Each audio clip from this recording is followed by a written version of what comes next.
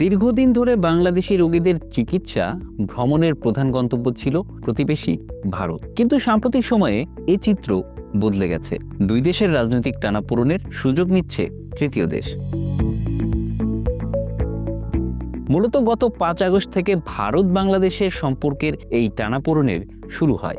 বাংলাদেশের ক্ষমতার পট পরিবর্তনের পর ভারত বিরোধী মনোভাব ও সীমান্ত উত্তেজনার কারণে ভারতও তাদের ভিসা প্রক্রিয়া জটিল করেছে। পরিবর্তিত এই পরিস্থিতিতে নতুন গন্তব্য হিসেবে অনেক বাংলাদেশি রোগী চিকিৎসার জন্য মালয়েশিয়াকে বেছে নিচ্ছেন। মালয়েশিয়ার উন্নত মানের স্বাস্থ্যসেবা, সাশ্রয়ী খরচ, সহজ ভিসা প্রক্রিয়া এবং হালাল বন্ধুত্বপূর্ণ পরিবেশ এই পরিবর্তনে বিশেষ ভূমিকা রাখছে।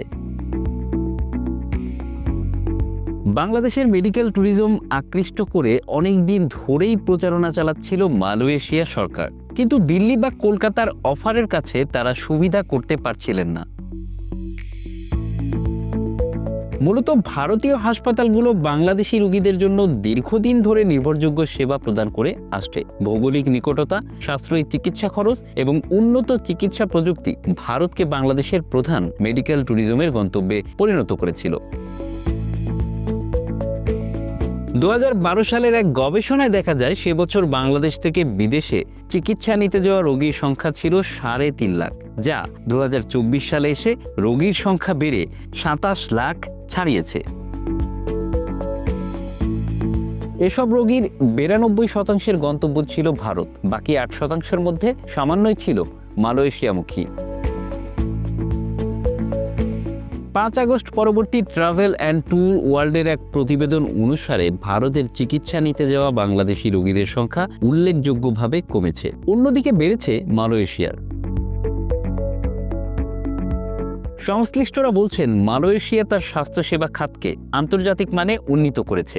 এখানে উন্নত প্রযুক্তি এবং অভিজ্ঞ মাল্টিলিঙ্গুয়াল চিকিৎসকের দল রয়েছে।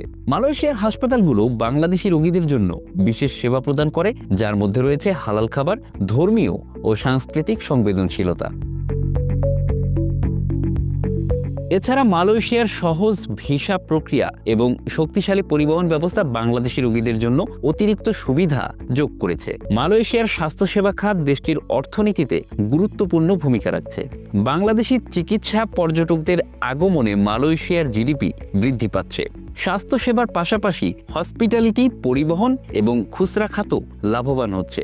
মালয়েশিয়া এখন শুধু একটি মেডিকেল ট্যুরিজম গন্তব্য নয়, এটি একটি সমন্বিত হালাল বন্ধুত্বপূর্ণ ভ্রমণ অভিজ্ঞতা প্রদান করে। ভারতের জন্য এটি একটি বড় চ্যালেঞ্জ হয়ে দাঁড়িয়েছে। বাংলাদেশি রোগীদের ফের আকর্ষণ করতে হলে ভারতকে ভিসা প্রক্রিয়া সহজ করা, সেবার মান উন্নত করা এবং চিকিৎসা খরচ নিয়ন্ত্রণে আনতে হবে। এছাড়াও রাজনৈতিক উত্তেজনা নিরসনও গুরুত্বপূর্ণ। Bangla affairs news desk.